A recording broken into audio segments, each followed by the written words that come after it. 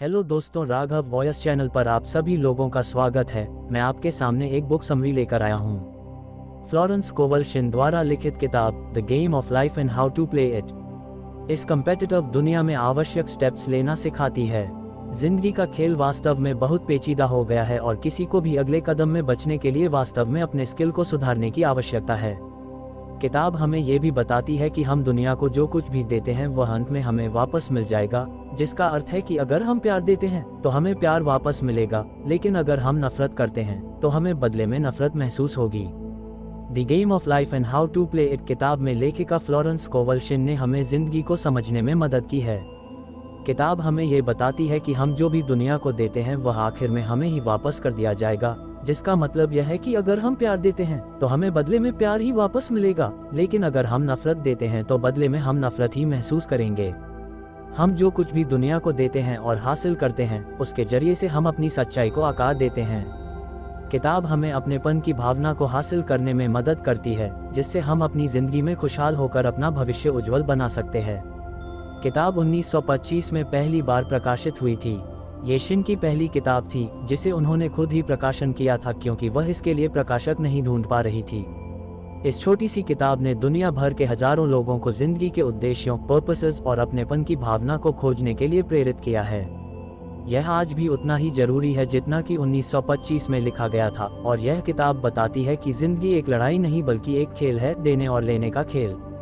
किताब की मदद से आप ये जान सकते हैं कि कैसे आपका दिमाग और उसकी कल्पना संकाय इमेजिनिंग फैकल्टी जिंदगी के खेल में अहम भूमिका निभाते हैं। आप जो कुछ भी कल्पना करते हैं या जिस पर भी ध्यान देते हैं वह देर सबेर आपकी दुनिया के हिस्से के रूप में महसूस जरूर किया जाएगा। ये छोटी सी किताब आपको बताएगी कि कैसे आप अपनी जिंदगी बदल सकते हैं, अपने पछतावे को पीछे छोड़ सकते हैं और अपना खुद का उज्जवल भविष्य बना सकते हैं। ऑथर फ्लोरेंस कोवल शिन पेशे से एक कलाकार और किताब चित्रकार, बुक पेंटर है, जिन्होंने कई सालों तक न्यूयॉर्क में आध्यात्मिक ज्ञान, स्पिरिचुअल नॉलेज को बढ़ाया। वह एक लोकप्रिय, मिलनसार और अनौपचारिक इनफॉर्मल शिक्षिका थी जिन्हें बहुत गुप्त आशीर्वाद भी मिला था। वो दुनिया को अलग नजरिए से देखती थी, शायद इसलिए उन्होंने वो देखा जिसे हम में से कोई नहीं देख पाया। अपने ज्ञान को उन्होंने अपनी किताब में शामिल किया और हजारों लोगों को इससे प्रेरित किया। फ्लोरेंस कोवल शिन के लिए नियम पुराने और नए नियम में पाए जाने थे। उनके 1925 के क्लासिक में जो कुछ है, जैसे कि गैर प्रतिरोध, नॉन रेजिस्टेंस, काम और माफी के नियम, ये सब पूर्वी पवित्र किताबों में पाए जाते हैं। उनके काम को बताने का लक्ष्य सभी के लिए है। एक व्यक्ति जिंदगी के सामाजिक वर्ग क्लास को हासिल कर सकता है, स्वास्थ्य, धन, प्यार और अपनी पूरी अभिव्यक्ति के 4 बिंदुओं। अगर आप जिंदगी को काबू करने वाले, न बदलने वाले सिद्धांतों के साथ खुद को जोड़ते हैं तो उनका मानना था कि यह सारा कल्याण हम सभी का जन्मसिद्ध अधिकार था। इस किताब की सबसे मुख्य बातें जो बताए गए हैं, जिंदगी का वर्ग, खुशी आपका जन्मसिद्ध अधिकार है और कभी कभी आपकी इच्छाएं गलत होती हैं। जिंदगी एक खेल है, द गेम ऑफ लाइफ। लेखिका ने जिंदगी को एक खेल बताया है। वह कहती है जिंदगी कोई लड़ाई नहीं है, इसलिए आपकी जिंदगी में संघर्ष नहीं होना चाहिए। आपको जिंदगी में मजा आना चाहिए, इसे एक खेल की तरह देखें। अगर आप जिंदगी को एक खेल के रूप में देखना शुरू करते हैं तो आप समझेंगे कि इसके कुछ नियम भी हैं, जिनका पालन करने से आप कम तनाव, ज्यादा खुशी और बड़ी सफलता पाएंगे। जिंदगी का खेल बूमरैंग का खेल है, जिसमें हम सभी के विचार, कर्म और शब्द हमारे पास देर सबेर आश्चर्यजनक रूप के साथ लौट ही आते हैं। जिस तरह से जीवन को प्यार, अंतर्ज्ञान, डर और उम्मीद के लिए विस्तारित डिटेल किया गया है, वह बहुत ही सुंदर है। लेखिका बताती है कि ज्यादातर लोग जिंदगी को एक लड़ाई मानते हैं, लेकिन जिंदगी एक लड़ाई नहीं है, यह एक खेल है, देने और लेने का खेल। इंसान जो वचन और कर्म भेजते हैं वही उनके पास वापस लौट आता है, और नियमों को समझे बिना कोई भी खेल अच्छी तरह से खेला नहीं जा सकता है। जिंदगी सबसे जरूरी खेल होने के नाते सीखने लायक है, और इसे अच्छी तरह से खेलने के लिए इसका सबसे अच्छा फायदा उठाएं। जैसा कि वे कहती हैं कि आप सिर्फ एक बार जीते हैं, और अगर आप इसे सही तरह से करते हैं तो आप एक बार में ही पूरे होते हैं। लेखिका ने पाया कि भरोसे वाला इंसान होना डर वाले इंसान होने से कहीं बेहतर है। उन्होंने उन चिन्हों को पाया जो उन्हें वह रास्ता दिखाते थे जिसके बारे में उनका मानना था कि पुराने और नए नियम का पालन करना सबसे अच्छा है। इन विषयों में प्रत्याशा, एंटिसिपेशन का नियम, दिव्य पैटर्न, कर्म का नियम, प्रतिस्थापन, रिप्लेसमेंट का नियम, शब्दों की शक्ति, इस्तेमाल का नियम, माफी का नियम, प्यार का नियम और अथक इरेजिस्टिबल का कानून भी शामिल हैं। आपको अपने विचार, आपके द्वारा इस्तेमाल किए जाने वाले शब्दों और आखिर में अपने काम को बदलना होगा। अपने शब्दकोश को ज़्यादा सकारात्मकता के साथ बदलना निश्चित रूप से एक कदम आगे होता है, लेकिन आपको अपने व्यवहार के साथ साथ अपने सकारात्मक विचारों को भी दिखाना होगा। किताब में बताए गए जिंदगी के 3 सबक। 1. जिंदगी का वर्ग। लेखिका बताती है हमारी जिंदगी में 4 केंद्र बिंदु होते हैं जो हमारे आत्मसमर्पण की मांग करते हैं: धन, स्वास्थ्य, प्यार और अपने आप की अभिव्यक्ति। अपनी जिंदगी के इन हिस्सों में से हर एक को आप जिस तरह से आकार देना चाहते हैं, आखिर में वही आपको एक यादगार और सुखी जिंदगी वापस देगा। 2. खुशी आपका ईश्वरीय अधिकार है। जब भी आपको लगे कि आपको खुशी के लिए काम करना है, तो याद रखें कि आप खुश रहने के अधिकार के साथ पैदा हुए हैं। अपनी जिंदगी को सकारात्मकता से भरें और रास्ते में हर छोटी गलती के लिए खुद को दोष देना बंद करें। 3. कभी कभी आपकी इच्छाएं गलत होती हैं। बहुत से लोगों को कभी कभी यह गलत विचार आता है कि वे क्या चाहते हैं। ऐसा तब होता है जब लोग उस आखिरी परिस्थिति का समाधान खोजने की कोशिश करते हैं जिसे वह खुद पूरा करना चाहते हैं। उदाहरण के लिए, अगर आप लोगों से पूछते हैं कि उन्हें खुश रहने के लिए क्या चाहिए, तो उनमें से ज़्यादातर कहेंगे कि उन्हें पैसे की ज़रूरत है, हालांकि ज़िंदगी की खुशी का पैसे से कोई लेना देना नहीं है। इन तीनों सबकों का मतलब साफ है, आपकी ज़िंदगी ही सबसे ज़्यादा कीमती है। इसलिए आखिरी परिणाम पर ध्यान दें और ईश्वर, ब्रह्मांड या जिससे आप ये कह सकते हैं उसे आपको ये दिखाने दे कि आपकी इच्छाओं को क्या वे पूरा कर सकते हैं, और बाकी सब जिंदगी के लिए है तो जिंदगी का मजा ले और खुल के जिए। समृद्धि प्रत्याशा का नियम। लेखिका जिंदगी के इस नियम में बताती है कि कल्पना संकाय, इमेजिनिंग फैकल्टी, जिंदगी के खेल में सबसे बड़ी भूमिका निभाती है, जिसका मतलब है कि इंसान जो कुछ भी कल्पना करता है उसे अपनी जिंदगी में देर सबेर वापस मिल ही जाता है। इसलिए हमें अपनी जिंदगी में मनचाहे लक्ष्यों को लगातार हासिल करने के लिए अच्छी कल्पना करना बहुत जरूरी है। कल्पना संकाय को प्रशिक्षित करने के लिए दिमाग को समझना जरूरी होता है। फ्लोरेंस मन को 3 भागों में विभाजित करती है: अवचेतन, चेतन और सुपर अवचेतन। अवचेतन। लेखिका बताती है कि अवचेतन मन बस एक शक्ति है बिना किसी दिशा के। ये भाप या बिजली की तरह है और यह वही करता है जो इसे करने के लिए निर्देशित किया जाता है, इसकी कोई आने वाली शक्ति नहीं है। चेतन। लेखिका बताती है कि यह मन तर्क करने वाला मन है, बल्कि यह जिंदगी को वैसा ही देखता है जैसा वह होता है। ये तस्वीरों को देखता है और अवचेतन मन पर प्रभाव डालता है। Super conscious. सुपर चेतन मन हम में से हर एक इंसान के अंदर होता है, जो हमारा ईश्वर का मन है और यह हमारे सारे विचारों की जगह है। मन के तीनों भागों को समझकर आप समझ सकते हैं कि हमारा मन वही देखता या सोचता है जो हम उसे दिखाना चाहते हैं। तो अगर आप अच्छी कल्पना करेंगे तो आपका मन भी यकीनन अच्छा ही सोचेगा। इसलिए अपनी मनचाही चीजों में अच्छी बातों को शामिल करें और कल्पना करना शुरू करें। आपका मन तब अच्छे परिणामों के रूप में आपके सामने नजर आएगा और आपको जिंदगी में भी सकारात्मक और अच्छे परिणाम ही मिलेंगे।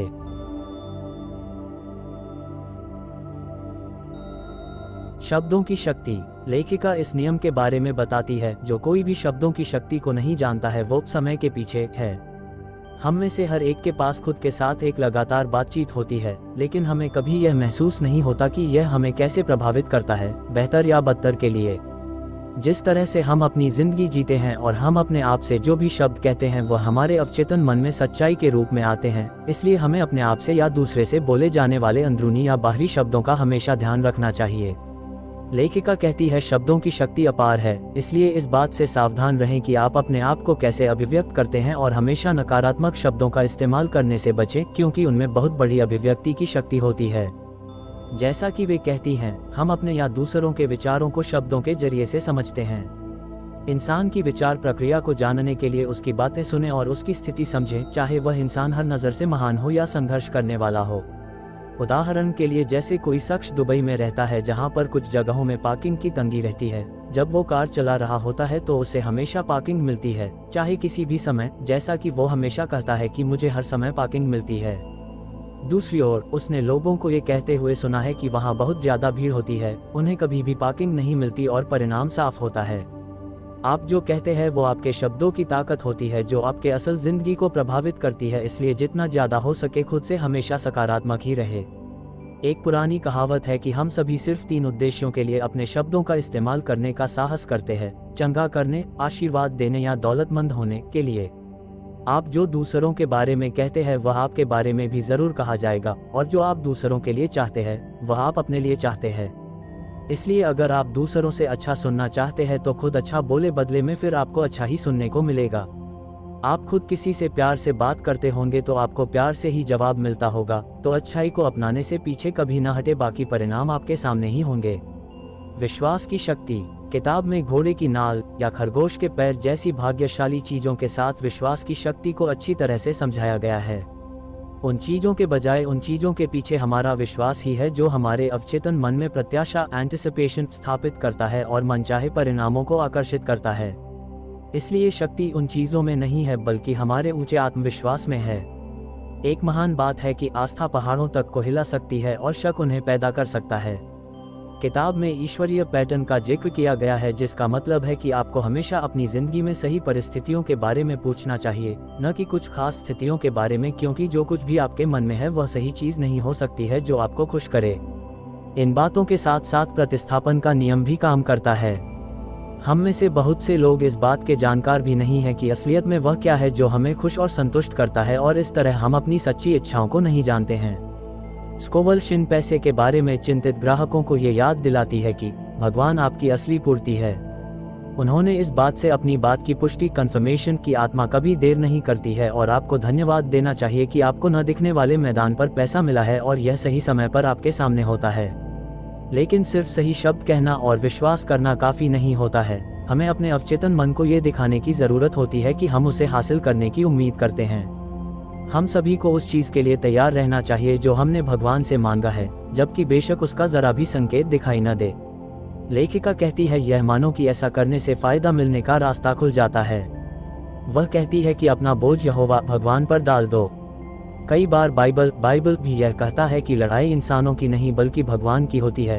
हमें जो करना या सीखना चाहिए वह है सीधे खड़े रहना और ईश्वर या अंदर के सबसे ताकतवर सुपरकॉन्शियस मन को काम पर जाने देना। आपकी आस्था आपको रास्ता जरूर दिखाएगी, इसलिए पूरी आस्था के साथ विश्वास की शक्ति का इस्तेमाल करें। कर्म का नियम और क्षमा का नियम। लेखिका बताती है, कर्म और क्षमा का नियम हमारी जिंदगी में बहुत जरूरी होता है। कर्म के नियम का मतलब है कि हम जो कुछ भी प्रकट करते हैं और जो कुछ भी दुनिया को देते हैं वही हमें वापस हासिल होगा। इसलिए इस नियम को कारण और प्रभाव का नियम भी कहा जाता है। इसलिए ये ध्यान रखें कि आप सकारात्मक ऊर्जा ही दुनिया को देते हैं और आपको इससे सकारात्मक परिणाम ही हासिल होंगे। अथक इरेजिस्टिबल का नियम कर्म के नियम का जोड़ होता है। यह आपको बताता है कि आपको नकारात्मकता पर ध्यान नहीं देना चाहिए और नकारात्मक घटनाओं को अपने आप पर या अपनी भावनाओं पर प्रभावित नहीं करने देना चाहिए। ये नियम ऐसे ही काम करता है, जितनी कम आप नकारात्मक चीजों को अपनाएंगे उतना ही कम आप दुनिया को बदले में देंगे। इसलिए नकारात्मकता पर ध्यान न देकर सकारात्मकता पर ध्यान दे। लेखिका कहती है कि क्षमा का नियम हमारे द्वारा अब तक के बोले गए नियमों में सबसे ऊंचे कानूनों में से एक है।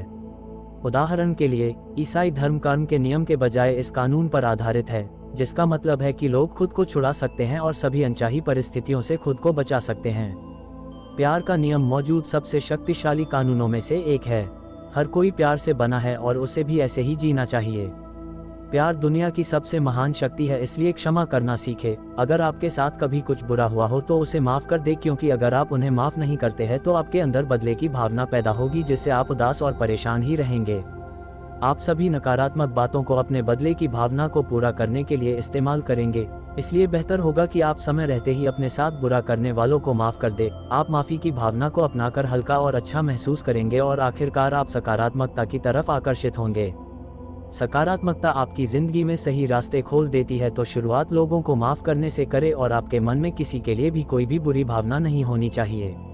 जिंदगी के खेल को कामयाबी से खेलने में जो काम करता है उसमें उस खेल के नियम का पालन करना शामिल है, बजाय इसके कि आप क्या पसंद नहीं करते हैं। संघर्ष की नज़र से, जिंदगी के नज़रिए से और अच्छे परिणाम हासिल करने में एक मामूली भरोसा का बदलाव आपकी जिंदगी को बदल देगा। अपने करीबी लोगों को, अपने काम के सहयोगियों को, यहाँ तक कि अपने देश को भी दया भाव, काइंडनेस और आशीर्वाद के लगातार संदेश भेजें। यह न तो सिर्फ आपको शांति देता है बल्कि आप अपने आप को नुकसान और गुस्से से सुरक्षित पाएंगे।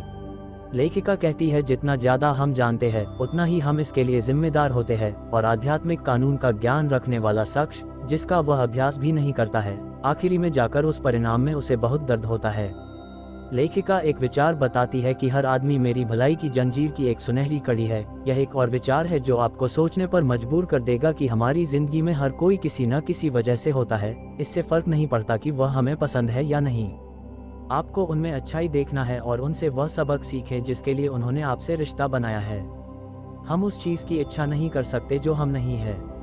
अगर आप लगातार जंक खा रहे हैं, आप व्यसनों एडिक्शंस से दुखी हैं और कमज़ोर विचारों में खोए हुए हैं, तो आप अच्छे स्वास्थ्य की उम्मीद नहीं कर सकते हैं। इसलिए अपने कर्म और माफ़ी से अच्छाई को अपनाएं और अच्छी चीज़ें ही चुनें, इससे आपको बदले में सब अच्छाई के रूप में ही वापस मिलेगा।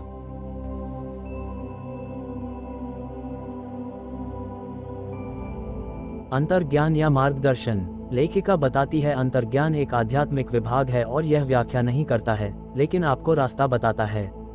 कई बार ऐसा भी होता है जब हमारा मन कुछ खास करने का होता है और हमारा दिमाग सभी बहसों के साथ विरोध करता है। हम अभी भी अंतर्ज्ञान करते हैं और बाद में यह महसूस करते हैं कि यह करना सही था और ये हमें अपने लक्ष्य के करीब ले आया। ये कुछ ऐसा होता है कि आप कुछ कहो और वह आपको मिल जाए। अगर हमें कुछ करना है तो हमें ये बताने के लिए एक निर्धारित प्रमुख के साथ हमें जो चाहिए वह हमें उससे पूछना चाहिए। ब्रह्मांड के पास ऐसे तरीके हैं जिनसे वह काम करने, जानने और कुछ विशेष करने के लिए आपका मार्गदर्शन करेगा। लेखिका का मानना है कि उपहार सबसे अच्छा निवेश है जो आप कर सकते हैं। उपयोग का नियम उपहारों पर जोर देता है। ये समझदारीपूर्ण होता है। अगर आप मन और दिल से सकारात्मक विचारों और भावनाओं के साथ कुछ दुनिया को देते हैं, तो कर्म का नियम आपके लिए काम करेगा और आपको खुश करेगा। आपको अपने विचार, आपके द्वारा इस्तेमाल किए जाने वाले शब्दों और आखिर में अपने काम को बदलना होगा। आपको इस बात पर शक नहीं करना चाहिए कि क्या आप पूर्ण कल्याण को हासिल कर सकते हैं, या अगर आप इसके काबिल हैं तो खुद से सवाल करें। हर कोई इसका हकदार होता है। यह आपका दैवीय अधिकार है और आपको अपनी जिंदगी में परमेश्वर की योजना के अनुसार ही जीना चाहिए। यही आपका अंतर्ज्ञान है जो आपकी जिंदगी में आपका मार्गदर्शन करेगा। इस बात पर भरोसा रखें कि आपके लिए सबसे अच्छा ही आ रहा है और वह जरूर आएगा। लव लाइफ और लाइफ आपको वापस प्यार करेगी, मतलब प्यार दोगे तो आप प्यार पाओगे। इन सब बातों के बारे में आपने पहले भी सुना होगा, लेकिन इन पर ज्यादा कभी भी सोचा नहीं होगा। अगर आप हमारे इस बताए गए तरीके से अपनी जिंदगी नहीं जी रहे हैं और जीने का सिर्फ नाटक कर रहे हैं, तो अभी समय है कि आप इसे बदल दें, और यह एकमात्र तरीका है जिससे आप अपने सारे लक्ष्य को पूरा कर सकते हैं। इसको करने का तरीका यही है कि जिस भी चीज़ की आप इच्छा करते हैं उसे खुद से सवाल करें कि क्या वह मुमकिन है। जवाब आपके अंदर ही होगा जो ब्रह्मांड के जरिए आपको मिलेगा, और आपको मिला जवाब आपके लक्ष्य को हासिल करने के रास्ते में आपका मार्गदर्शन करेगा। पूर्ण आत्मा अभिव्यक्ति या दिव्य डिजाइन। लेखिका बताती है, आत्मा अभिव्यक्ति हमारे अंदर दिव्य डिजाइन भरने के लिए कुछ जगह देती है। जैसे हम सभी के लिए कुछ लक्ष्य हासिल करना है, मतलब इंसानों की यह सबसे ऊंची मांग होनी चाहिए कि वह इस दिव्य रचना को अपने सामने प्रकट होने दे। हमें सिर्फ कुछ मांगना चाहिए, अगर वह ईश्वरीय अधिकार से होना है तो। उदाहरण के लिए, जैसे एक महिला एक ऐसे पुरुष पर मोहित एनमोर्ड हो गई जिसने उसके साथ बहुत अच्छा व्यवहार नहीं किया था।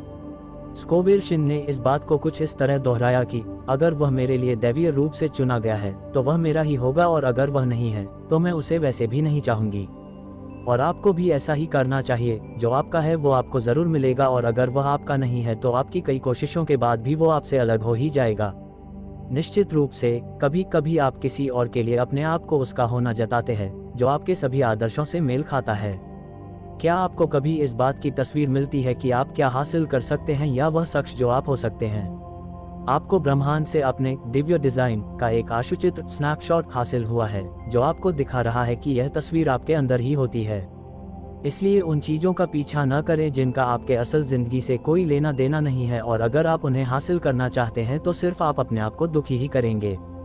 इस बात पर ध्यान दें कि आपकी दिव्य रचना क्या है। ये बताने के लिए कोई संकेत या संदेश इस ब्रह्मांड से मांगें और वह आपके सामने हाजिर हो जाएगा। अगर आप एक धार्मिक व्यक्ति नहीं हैं तो कई धार्मिक संदर्भ रेफरेंसेस से अपने आप को भटकने न दें। अगर आप अपने दिमाग को खुला रखते हैं, मतलब सब कुछ समझने की ताकत रखते हैं और शब्दावली को अपने अतीत में देखते हैं, तो आपको बड़ी मात्रा में काम आने वाली सलाह मिलेगी जो संभावित रूप से आपको अपनी खुद की दिव्य रचना के साथ फिर से जोड़ सकती है। आपकी मांग होनी चाहिए अपने अनंत आत्मा से कि मेरी जिंदगी के दिव्य डिजाइन के सामने होने का रास्ता खोले, मेरे अंदर के काबिलियत को अब आज़ाद होने दे, मुझे साफ रूप से सही योजना देखने दे। बस अपने आप से यह बोलकर आप जवाब ढूंढ लेंगे और आपको वो नज़र आएगा जो आपके लिए सच में मायने रखता है। मतलब आप सही रास्ते को ढूंढ लेंगे जिसमें आपको उदासी बिल्कुल भी नहीं मिलेगी। आपकी पूरी आत्मा अभिव्यक्ति कभी बर्बाद नहीं होगी, लेकिन इतनी आकर्षक पसंद के कारण कि यह लगभग एक नाटक जैसा दिखाई देता होगा। सभी शक्ति की तरह, चाहे वह भाप हो या बिजली, उसके पास काम करने के लिए एक गैर प्रतिरोधी नॉन रेजिस्टेंट इंजन या औजार होना चाहिए, और इंसान ही वह इंजन या औजार है जिसका इस्तेमाल वह खुद करके ही सीख सकता है। तो शुरुआत करे, अपने आप से करे। किताब में बताए गए इन सभी नियमों और सिद्धांतों का इस्तेमाल करके अपनी जिंदगी में खुशहाल होने की शुरुआत करे। सब कुछ आपके अंदर ही है। किताब आपको आपके सभी सवालों के जवाब हासिल करने के तरीके बता चुकी है। अब बस सकारात्मकता के साथ अपनी जिंदगी की शुरुआत करें और फिर सारे रास्ते आपके सामने खुद ब खुद आ जाएंगे। निष्कर्ष: the game of life and how to play it किताब में हमें जिंदगी के बारे में पता चला। हमने सीखा कि कैसे कुछ नियमों और सिद्धांतों का इस्तेमाल करके हम अपनी जिंदगी को खुशहाल और अच्छा बना सकते हैं। किताब की सबसे बड़ी सीख यह है कि जिंदगी कोई लड़ाई नहीं है, इसलिए दुखी होकर अपनी जिंदगी न जिए, बल्कि अपनी जिंदगी को एक खेल समझे और उस खेल को खेलकर हर एक पहलू का मजा ले। जिंदगी को खेल की तरह जीने के लिए आपको किताब में बताए गए नियमों और सिद्धांतों का इस्तेमाल करना होगा, जिससे आप अपनी जिंदगी में यकीनन फर्क देख सकेंगे। कुल मिलाकर किताब को प्रकाशित होने से आज तक के बीते सालों में जिंदगी का खेल नहीं बदला है, इसलिए ये किताब एक गेम चेंजर है और अभी तक सटीक है। इस बात की उम्मीद करें कि यह आपको और आपकी जिंदगी को सबसे बेहतर के लिए बदल देगा। इस किताब को अच्छे से समझने के बाद आप निश्चित रूप से हल्का महसूस करेंगे, और अगर आप उन लोगों में से हैं जो बेहतर जिंदगी हासिल करने के क्रम में मार्गदर्शन के लिए इच्छुक है, तो ये किताब आपकी बहुत मदद करेगी। हालांकि यह किताब 1920 के दशक में न्यूयॉर्क में लिखी गई थी और धार्मिक संदर्भों से भरी हुई थी, लेकिन अब इस किताब को पंथ का दर्जा हासिल हो चुका है।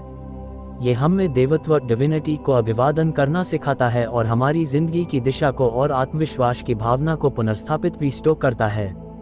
मुझे उम्मीद है आपने किताब के बारे में अच्छे से जानकर और पढ़कर उसे समझ लिया होगा, और अब आप अपनी जिंदगी में सकारात्मक बदलाव के लिए किताब में बताए गए नियम और सिद्धांतों को अपनी जिंदगी में अपनाएंगे। तो दोस्तों, ये बुक समरी आपको कैसी लगी हमें कमेंट में एक प्यारा सा कमेंट करके जरूर बताएं, क्योंकि आपका कमेंट हमें ऐसी वीडियो बनाने के लिए और भी प्रेरित करेगा। तो इसलिए मेरे चैनल को लाइक, शेयर और सब्सक्राइब करना न भूलें। धन्यवाद।